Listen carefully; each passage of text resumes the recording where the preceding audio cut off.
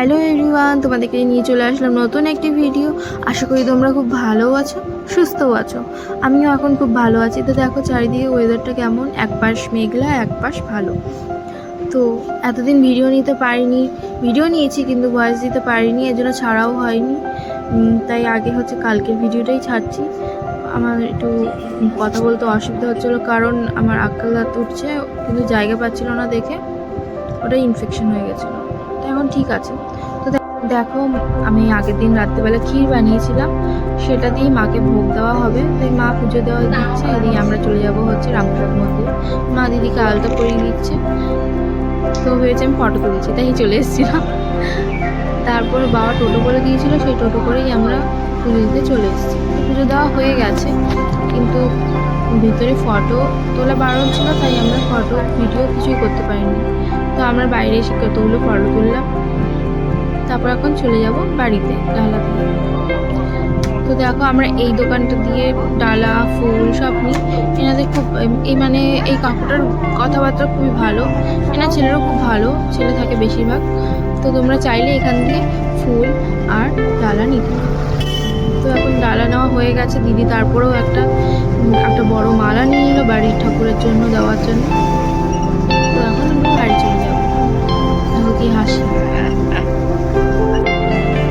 বাড়ি এসে দেখি মার টিফিনের জন্য সোয়াবিনের তরকারি করা হয়ে গেছে, আর আমি এসে হাত পা ধুয়ে লুচি বেলে লুচি করা শুরু করে দিয়েছি।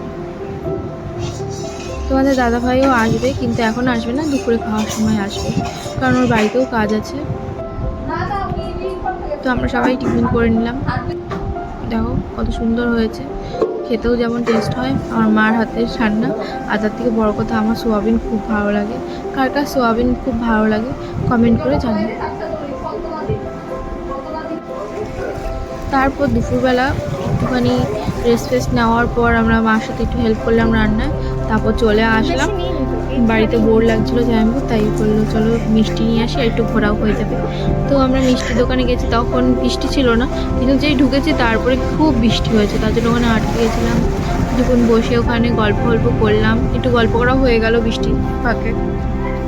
ওখান থেকে আমরা মিষ্টি নিলাম সবার পছন্দের, যার যার পছন্দের তার জন্য আলাদা আলাদা মিষ্টি নেওয়া হয়েছে, কোল্ড ড্রিঙ্কস নেওয়া হয়েছে, আর যার যার পছন্দের আইসক্রিম নেওয়া হয়েছে।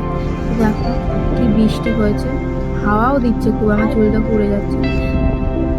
দিদি এখানে রেগে গেছে, কারণ জামাইবাবু দোকানওয়ালাকে ওর নিকনেমে ডেকে দিয়েছে, তাই চানাচুরও কেনা হয়েছে দুপুরে খাওয়ার জন্য। বাড়িতে ওয়েদারটা বৃষ্টি হওয়ার পর এখন দেখো কত সুন্দর লাগছে। রাস্তাটা যতই খারাপ লাগুক, কিন্তু বাইরের ওয়েদারটা আমার খুবই ভালো লাগে বৃষ্টি হওয়ার পর।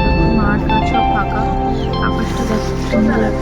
তারপর এখানে বাড়ি এসে মা বলছে তোর গাছে লেবুটা পেরে ফেল। এখানে আমাদের দুটোই প্রথমবারই লেবু এসছে, কিন্তু দুটো এসছে। বড়টা দিদি, ছোটোটা আমার। বড়টা কী হয়েছে দিদি তুলবে করে আর তোলা হয়নি, নিচে ঝুলে গিয়েছিল, আর মাটিতে পোকা দিলে ওই লেবুটাকে ও ছিটতে পারিনি, তাই আমি দুপুর মিলেই এখন লেবুটা ছিঁড়ে খাবো। তো ভিডিওটা এখানেই শেষ করছি। পছন্দ হয়ে থাকে লাইক শেয়ার ফলো করে দিও। টাটা।